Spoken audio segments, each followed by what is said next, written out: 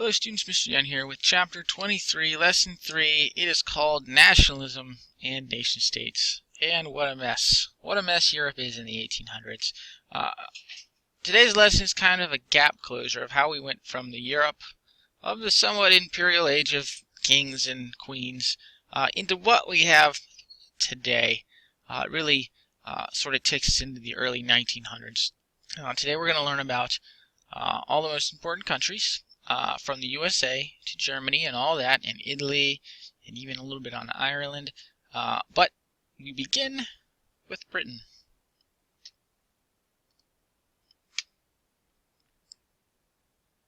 So, a lesson is called Nationalism and Nation States, but what is nationalism? So nationalism is the desire of people that share the same history, language, and customs for self-rule. So a whole bunch of people that are culturally the same and want to have a say in how they rule themselves. It was nationalism, this desire for self-rule, that drove major changes in Europe and the Americas, be it North or South America or Central America, during the 1800s. So with Britain, in the early 1800s, Britain was still ruled by nobles, but that began to change as non-voting groups basically demanded to have a say in government. In 1832, Britain passed laws allowing most middle-class men to vote. But the working class still couldn't vote. In 1838, supporters of the working class, known as the Chartists, sent a petition to Parliament asking for this right to vote. Now, these demands were initially not met, but as the century came to a close, the changes the working class people had wanted slowly basically came to fruition. In 1868, there was this prime minister, famous prime minister of England. He was PM William Gladstone, and he was of what was called the Liberal Party, which was sort of the working class party, the middle class party, and he basically had the right to vote granted to a lot of those urban working class folk. Earlier, the right to vote had actually been given to the more rural working class people.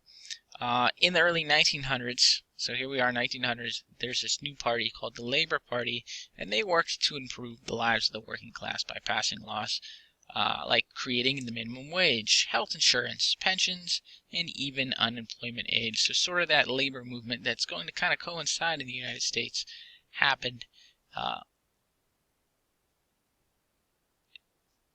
in Britain. Alright, there's a lot going on there. Basically, around 1900, the working class, sort of your more working class folk, got the right to vote. Alright, another major event of the early 1900s in Britain was the women's suffrage movement. That's cool. In 1918, women over 30 could vote, and then 10 years later, so that would be 1928, the voting age for women was lowered to 21. Now that brings us into Ireland. The poor Catholic country of Ireland was ruled by the larger and wealthier Protestant country of Britain. As you can imagine, this would cause problems. Religious differences always cause problems, as does wage gap and poor-rich divide and things like that. By 1830, Ireland had representation in Parliament, and the people in Ireland could vote, but what they really wanted was self-rule. They wanted to be able to rule their own affairs. In the 1840s, in Ireland, you had what was called the potato famine. Basically, the potato was the staple of diets for poor Irish. So when the crop went sour, there's some kind of bacteria that ruined the potatoes. They say up to 1 million people starved. That's a lot.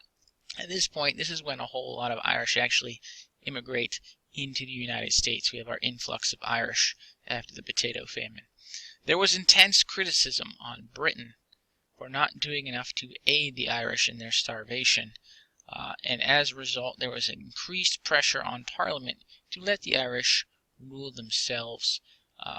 Prime Minister Gladstone, from the paragraph right above, supported the idea, but Parliament did not, as they thought, granting Ireland the right to self-rule would be a sort of a first step in them becoming their independent nation, and they didn't want Ireland to be an independent nation.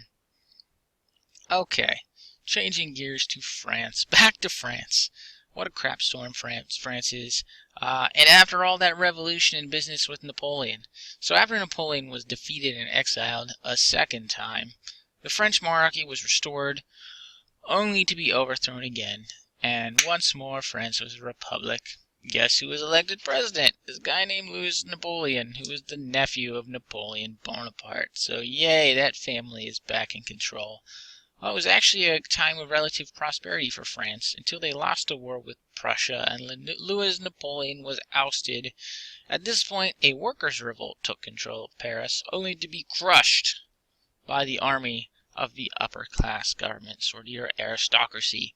The Republic was restored once more, but tensions remained high between the upper class and the workers. There he is, Louis Napoleon, with his fine red sash and pants, and the on-point facial grooming. Alright, Austria and Russia are fun little nuggets of joy. In the 1800s, Hungary was a part of Austria, and they wanted self-rule, so the Austrian monarchy struck a deal to kind of create their semi-sub-autonomous ruling body, and they became Austria-Hungary. But it was still tied to Hungary. Other countries saw this and wanted a piece of sweet, sweet self-rules for themselves. So it's sort of like, we'll let you govern your own affairs, but you're still a part of us. That's how you end up with Austria-Hungary. Kind of a weird situation. Over in Russia, Tsar Alexander II knew he was going to have to make some changes after receiving a butt-kicking in the Crimean War. I actually tried doing a little research in the Crimean War, and it is crazy gabble of information.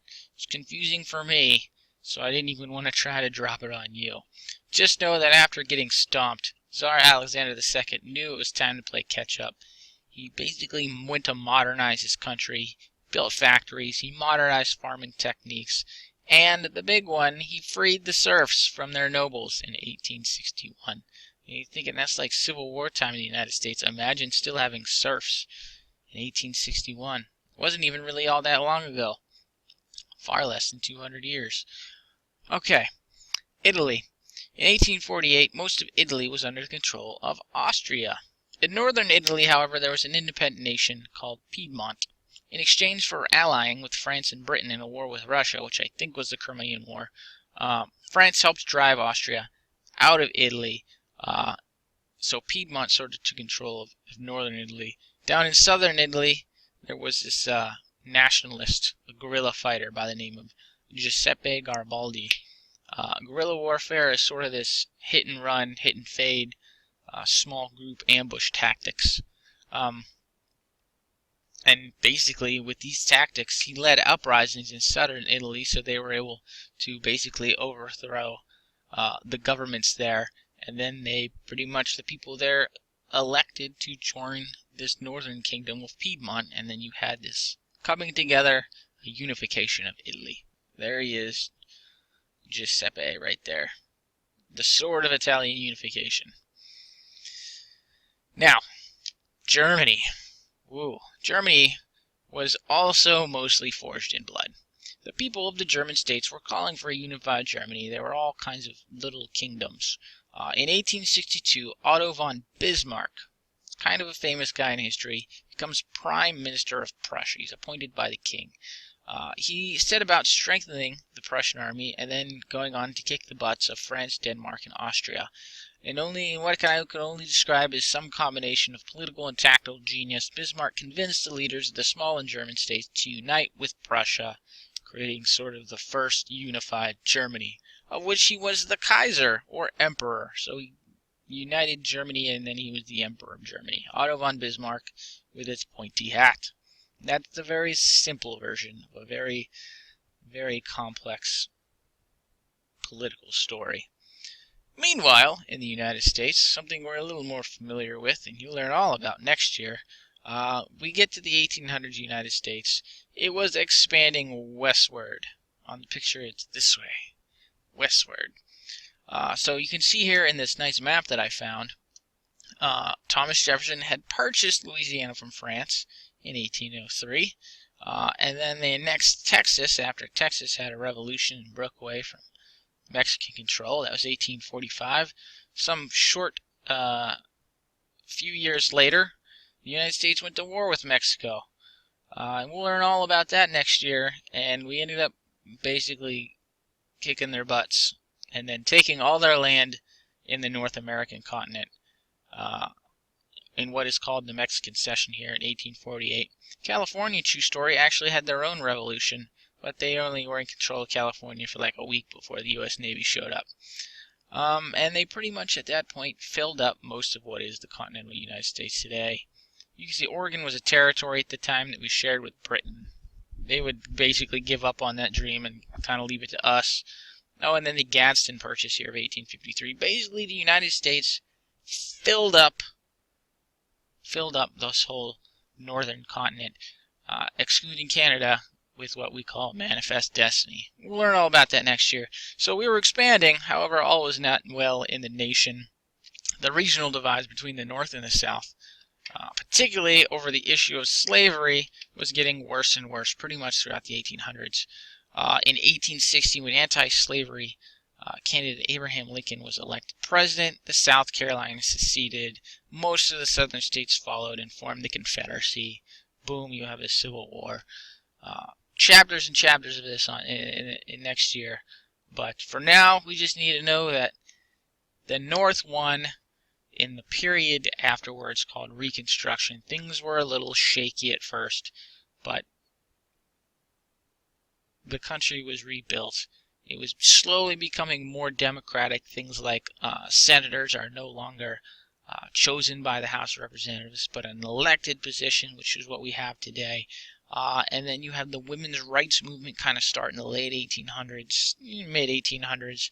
Women finally get the right to vote with the passage of the 19th Amendment in 1920, and that's where we're going. All right, Latin America was a real storm of revolutions. It had been ruled mostly by places like Spain and then Mexico. Well, I'll go with the book here. Revolution swept up Central and South America in the 1800s, in part inspired by the American and French revolutions. It began in 1804 when the African slaves overthrew their French captors on the island of what is now Haiti. Basically, the slaves on the plantations overthrew their captors and formed a new country of Haiti. Mexico broke away from Spain in 1821. It had been a Spanish colony, not anymore, now it's Mexico. In 1823, Central America, in turn, broke off of Mexico. Now in South America, revolutions blew up all over the place, with leaders like Simón Bolívar and José de San Martín overthrowing Spanish rule throughout the continent. After winning their freedom, however, over the course of like a decade, Central and South America had a lot of problems with self-rule. There were a lot of political problems. They did not sort of coagulate into a nation as, say, like the United States did when the 13 colonies rebelled.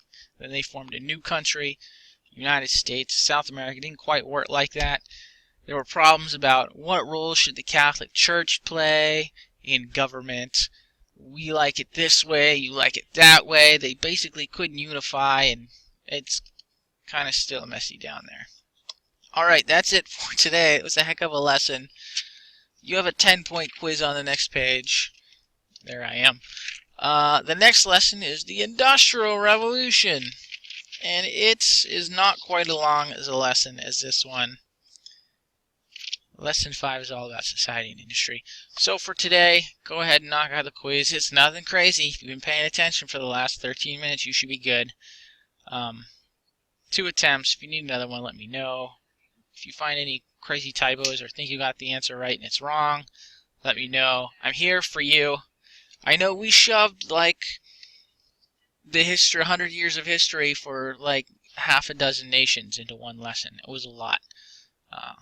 But world history, we have to cover a lot. Alright, have a wonderful day.